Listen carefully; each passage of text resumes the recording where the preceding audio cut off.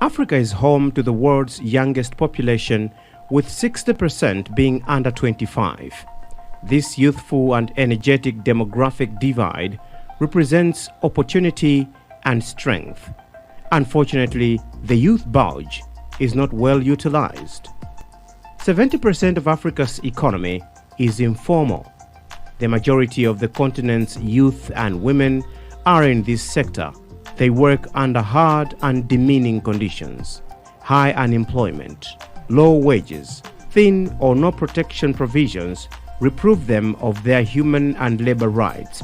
Public resources are looted and businesses do not pay their fair share. These realities are contributing to stealing the future of young people.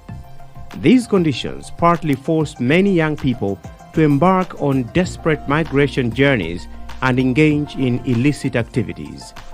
Ironically, these conditions prevail even where the majority of African national constitutions provide guarantees for all citizens' rights.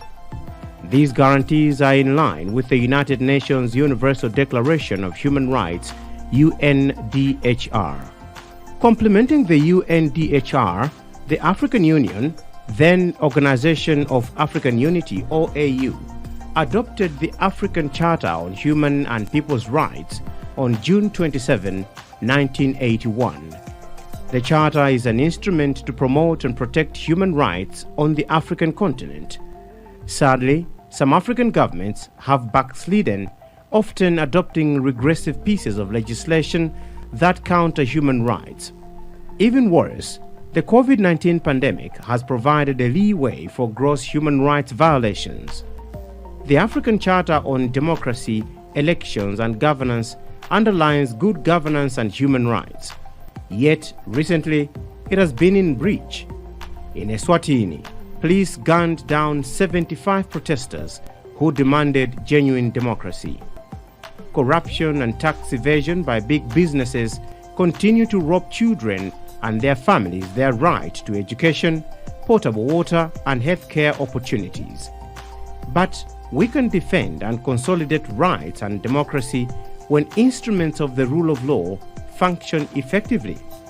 States must guarantee international labor organization instruments. Trade unions must recruit more workers into unions. Workers, including young people, must know their rights and stand up for them.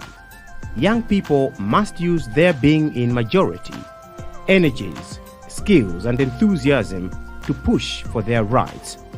With accountability, everyone wins.